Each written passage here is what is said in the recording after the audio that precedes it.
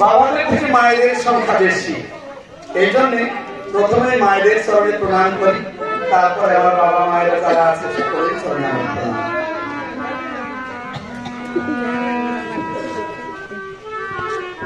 গুরুচাঁদ ঠাকুর প্রহ্লাদ নিমন্ত্রণ করতে গিয়েছে যে ঠাকুর আমাকে ওই তালতলায় যেতে হবে, আমাদের বাড়িতে ওই জাতি ভোজন হবে। তা তখন প্রহ্লাদকে ডেকে ডেকে বলেছিল যে প্রহ্লাদ, আমি তোমাদের বাড়িতে যেতে পারি, কিন্তু আমাকে 35 টাকা দিতে হবে। কারণ এই যত মতুয়া সমাজ, এই মতুয়া সমাজের জন্য ওই সেন্সার বোর্ডে ফরিদপুরে কি লেখা আছে, ওই সেন্সার বোর্ড থেকে কাগজপত্র আনতে হবে, আমাদের 35 টাকার প্রয়োজন। প্রথমে তো প্রহ্লাদ রাজি হয়ে যায় গুরুচাঁদ ঠাকুরের কথায়।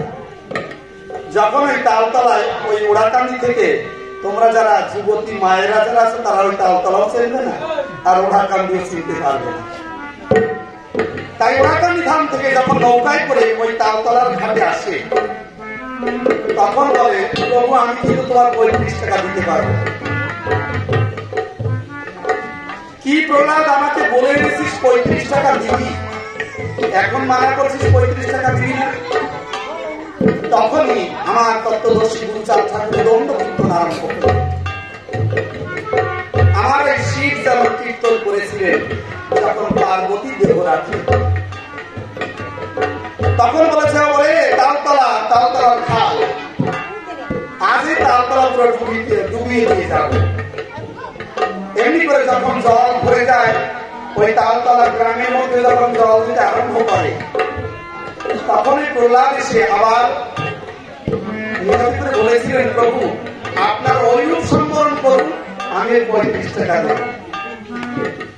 যদি আমার হসপিটা আমাকে বলেন সুবিধা নিমন্ত্রণ করছে, আমি কিন্তু এমনি ভাবে আসি না, অবাক অতিথি অসুবিধা, কারণ একটু বেশি পাওয়ার চলবে। ওই গুরুচাঁদ ঠাকুরের যে মেলা হবে, যদি এই মেলায় না আসি হসপিটাল দেখায় পৌঁছাবে, তবে গত বছর যা দিতাম, আরে বাবা আমার মিলন আছে আর পলাশ বাবাজি আছে, ওতেই বেশি আর পেয়ে যাবো। এই হচ্ছে সেইভাবে এই জন্য আসছে। এসেছি যখন তোমাদের কিছু কথা, ঠাকুর কথা শোনা। আমাদের অমিয়াদা যে প্রশ্ন করে গেছে এবং যে গানটি করেছে, অষ্টসাত্ত্বিক ভাব, অষ্টসখী আর অষ্টসাত্ত্বিক ভাব। অষ্টসাত্ত্বিক ভাব কি মা? যদি কারণ সেই ভাব হয়,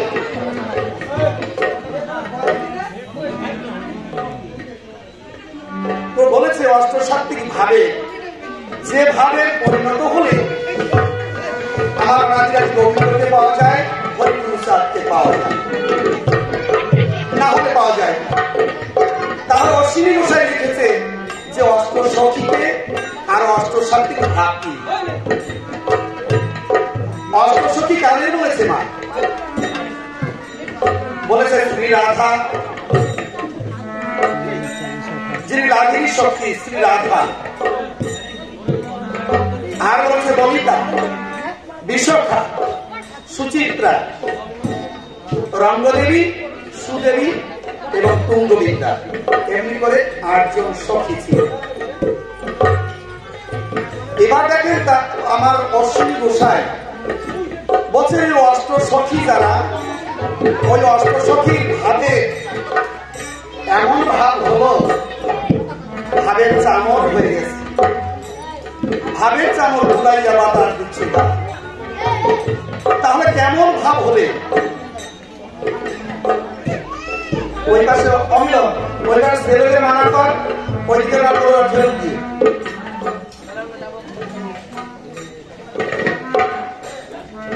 আর অষ্টসাত্ত্বিক ভাব কি না? এই অষ্টসাত্ত্বিক ভাব কি বলছে? যদি ওই আটটা ভাবের মধ্যে একটা প্রথম ভাব হয় তাহলে স্তম্ভ ভাব। যেমন এই খুঁটি দাঁড়িয়ে আছে, এই খুঁটি নির্বিকার, কিছু বলতে পারছে না।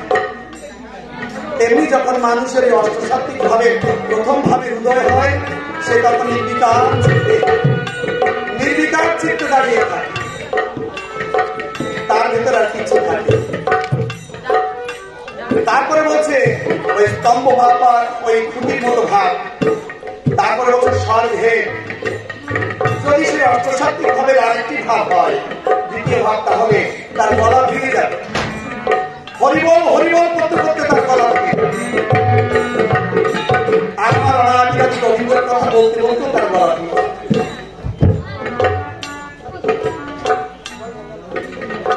স্তম্ভ এই গলা স্বর্গে। তারপরে বলছে রোমাঞ্চ, শরীরে এমন একটি ভাব আসবে, শরীরে কম্পন আরম্ভ হয়ে যাবে। অনেক অনেক সময় তোমরা দেখো হরিবলের ঘণ্টা কীর্তন হচ্ছে, কত মায়েরা তার গায়ের কাপড় আসছে কিনা সে কোনো চিন্তা করছে, সে পুরো এদিক থেকে ওদিকে পুরো হরিবল হরিবল করে একেবারে এ হচ্ছে আরেক ভাব। তারপরে বলছে ব্যক্তি, তারপরে বলছে কম্পন, তারপরে বলছে অশ্রু। তার তখন ওই জয় হরিচাঁদ জয় গুরুচাঁদ বলে খালি অশ্রু বিগলিত হতে থাকে। আর তারপরে হচ্ছে প্রলয়। এইভাবে আমার অশ্বিনী ঠাকুর অষ্টসাত্ত্বিক ভাব অষ্ট সখীর মধ্যে যখন আসে, তখন তারা সেই ভাবের চামর, তখন আর তাদের চামর দরকার হয় না, তারা সেই ভাবের মধ্যে ওই ভাবের চামর হয়ে তখন না করে বাতাস হচ্ছে না। তাহলে এই ভাব হতে হয়। আর এই মায়েরা যারা চৈতন্য মহাপ্রভু বলেছেন, মা বিদ্যমানে যথা কান্তে, বিদ্যমানে যথা কান্তে অন্য ধর্ম করতি যহ। নিজের স্বামী গৃহে থাকতে যে পর পুরুষকে ভালোবাসে, গৌরাঙ্গ মহাপ্রভু বলেছেন, মা বিদ্যমানে যথা কান্তে অন্য ধর্ম করতি যহ। যিনি অন্য পর পুরুষের ধর্ম করেন, পরক্রিয়া প্রীতিতে যিনি মেতে যান, নিষ্ফলন যায়তে দর্শন, তার সবকিছু সেই নারী, সে মায়ের সবকিছু নিষ্ফল হয়ে যায়। আর তাকে বলা হয় পুংস্থলী পরিকল্পতে, তাকে বলা হয় পুংস্থলী পাপিনী নারী বলা হয়। তোমরা শুনেছ, অনেক ভাগবত শুনতে পারো তোমরা, সব জায়গায় বর্তমান ভাগবত হচ্ছে, 22 অবতারের কথা শোনা যায়। চতুর্শন বরাহ নারদ নরনারায়ণ কপি দত্তাত্রেয় যজ্ঞ ঋষভদেব পৃথু মৎস্য কুর্ম ধন্বন্তরী মোহিনী নৃসিংহ বামন পরশুরাম ব্যাসদেব শ্রীরামচন্দ্র বলরাম শ্রীকৃষ্ণ আর বলছে বুধবার কল্কি। এমনি করে 22 অবতারের কথা তোমরা শোনো। কিন্তু মাগো কোন ভাগবতে বলছে না, যে ভাগবত বলছে সে কিন্তু এই কথা বলছে না তোমাদের ছোট্ট ছেলেকে মানুষ করে। রামায়ণে আছে, মা অন্ধমুনির পুত্র সিন্ধুমুনি পিতা মাতা অন্ধ পিতা মাতাকে ওই কাঁধে করে বাঁধে করে নিয়ে ঘুরে বেড়াতে। এ কথা কিন্তু কেউ বলছে না।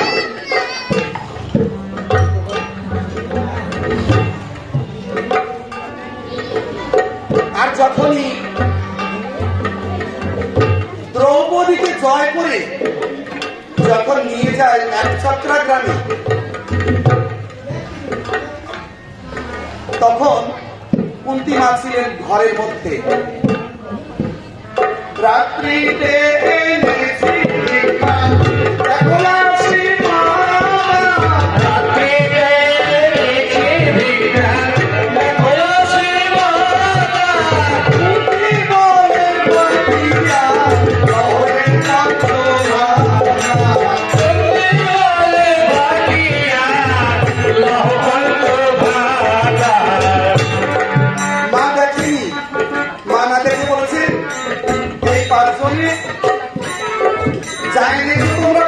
বন্টন করে খাও।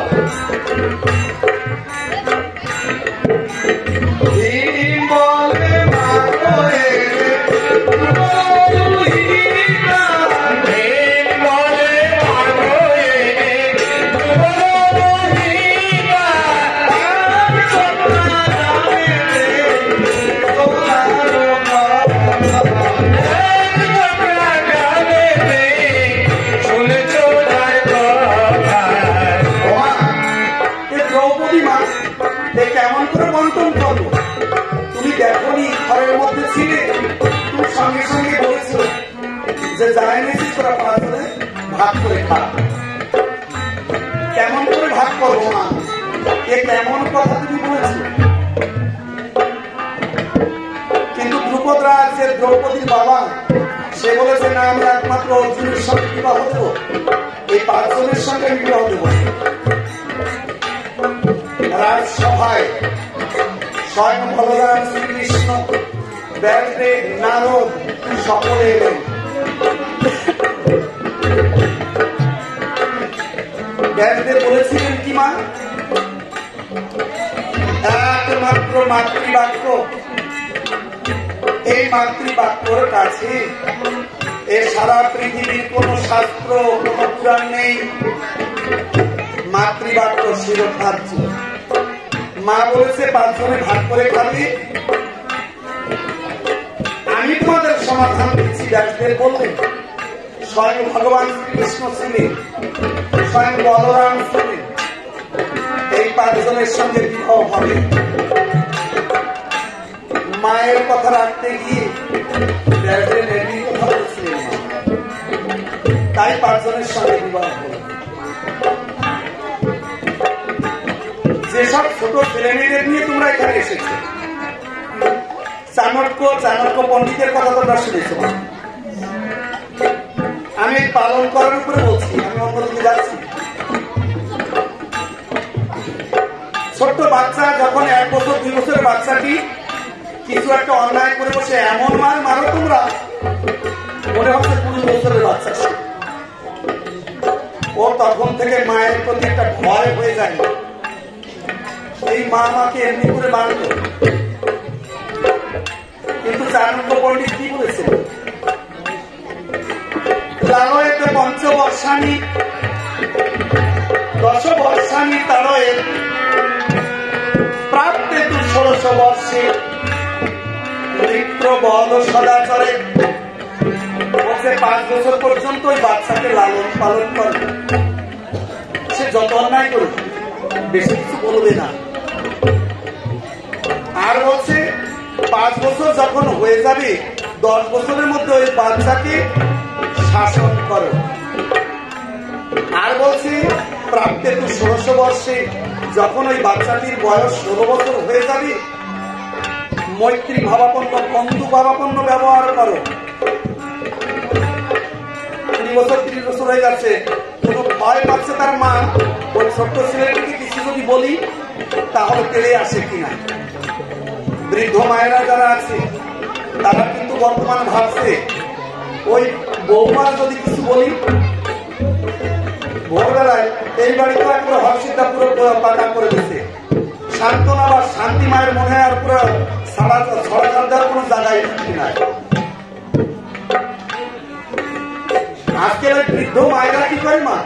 তোমাদের মতো যুবতী মায়েরা ঘুমায় থাকে, ওই সকাল উঠলে ওই মা কিন্তু বসে বসে শাশুড়ি ভাবতেছে যদি বৌমারে ডাকি তাহলে কিন্তু একবারে বিভ্রাট হয়ে যাবে। ও যে সময় উঠুক না, কিন্তু গুরুচাঁদ ঠাকুর এ কথা বলেনি না। ব্রাহ্ম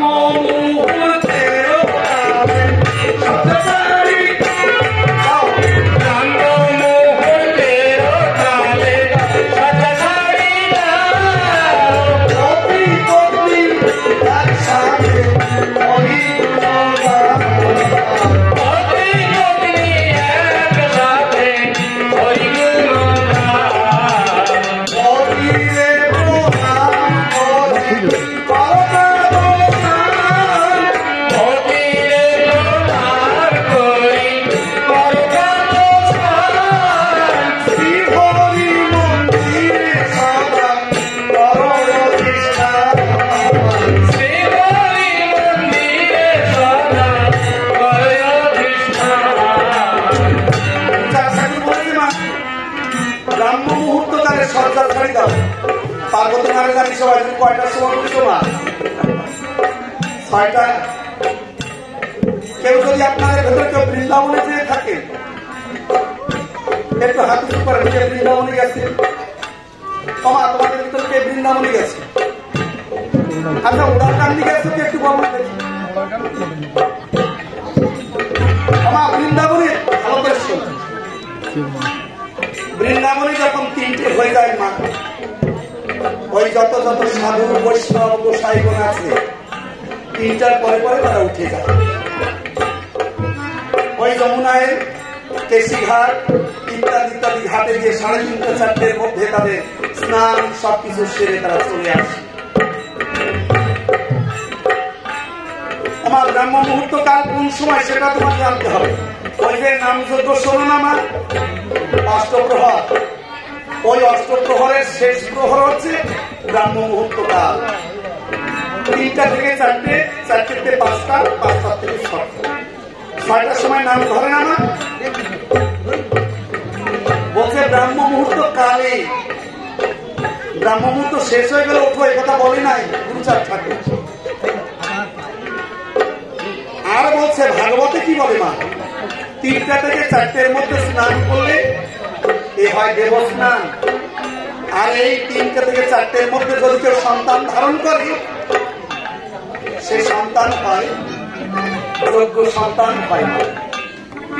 এই ব্রাহ্ম মুহূর্ত কালের মধ্যে 3টা থেকে 4টের মধ্যে, আর 4টে থেকে 5টার মধ্যে স্নান করলে বলে মানব স্নান। 5টা থেকে 6টার মধ্যে স্নান করলে তাকে বলা হয় নাকি বলে রক্ত স্নান। এবার তোমরা কোন স্নান করে ভাবে রাখো। আমার শেষ অবতার এসেছিলেন বুদ্ধদেব বাবা। গীত গোবিন্দতে জয়দেব পদ্মাবতী লিখেছে, তোমরা অনেক কথা শুনেছ জয়দেব পদ্মাবতীর কথা। ওই সংস্কৃত শ্লোকে কি লিখেছে?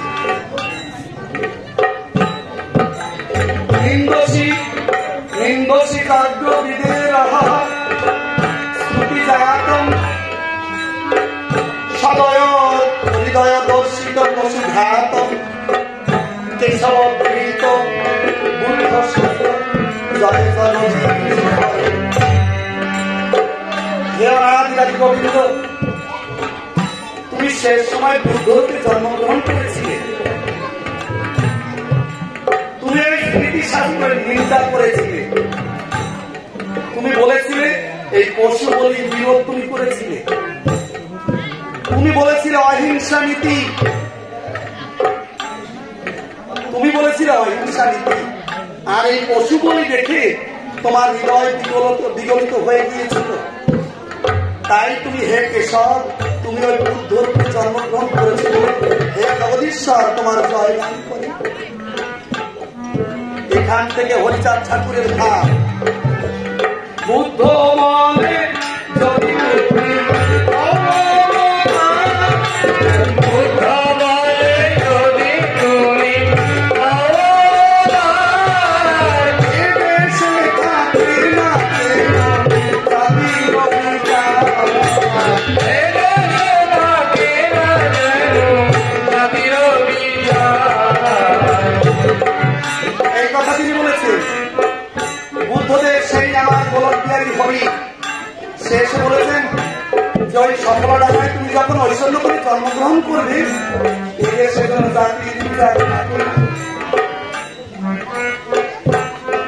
যাদের ছেলেমেয়েরা সেন্ট্রাল স্কুলে পড়ে, নবোদয়তে পড়ে, আইএসসি স্কুলে পড়ে, অষ্টম শ্রেণীর বই তোমরা পড়তে পারবে না।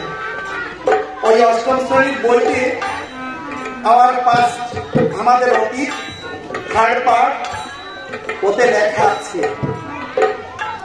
যদি কোনো শিক্ষিতা মা তার যদি জানতে ইচ্ছা করে, যদি সে ওই নিচাকের ভাবধারায় থাকেন, তাহলে আমার কাছে বই আছে, অন্য কোনো সময় দেখাবো। কিন্তু এই সারা ভারতবর্ষে যত যত স্কুল আছে, নবোদয়, তারা জানে না সে হরিদাস ঠাকুর আমাদের সেই হরিদাস ঠাকুর। তিনি কি লিখেছেন মা? তাহলে ওই কথাটি ওই দিল্লির পাণ্ডুলিপিতে লেখা আছে, ইন ইস্টার্ন বেঙ্গল হরিদাস ঠাকুর's Matua sect work among Chandal cultivators। ওতে লেখা আছে ইংরেজিতে, পূর্ববঙ্গে হরিদাস ঠাকুরের মতুয়া ধর্ম, তিনি এই চন্ডাল কৃষকদের উত্থানের জন্য কর্ম করেছিলেন। আমি বাংলায় বলছি। আর হরিদাস ঠাকুর প্রশ্ন করেছিলেন এই ব্রাহ্মণদের কাছে, আপনারা কেন জাতিভেদ প্রথা করেন? কেন এই জাতিভেদ জাতি ভাগ করলেন? প্রশ্ন করেছিলেন। বুদ্ধদেব যেমন প্রশ্ন করেছিলেন, আপনাদের মনে প্রশ্ন হওয়া উচিত। সেই কৃষ্ণ তিনি বুদ্ধরূপে জন্মগ্রহণ করে পশু বলি তিনি বিরোধ করেছিলেন, এই শ্রুতি শাস্ত্রের বিরোধ করেছিলেন। ভাগবত গীতার কথা এত কথা কেন বলছি মা? তোমার শরীর অনেকে যদি ডাইরেক্টলি হরিচাঁদের কথা বলি, হরিচাঁদের কথা বলি, তারা কিছু চায় না।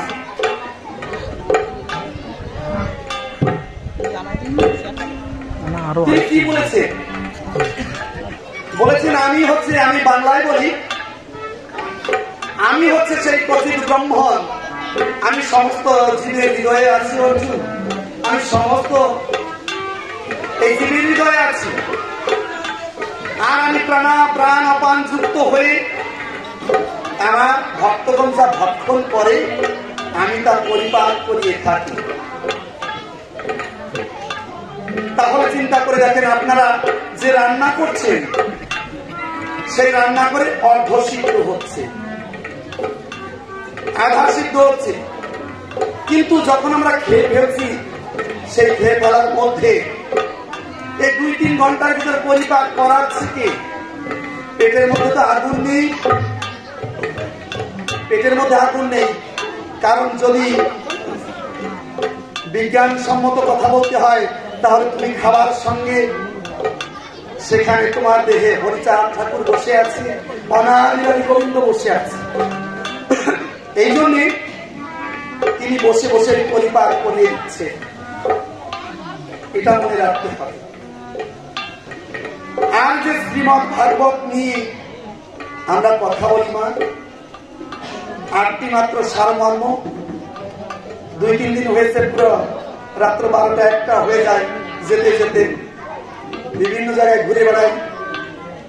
আজকে এত সুন্দর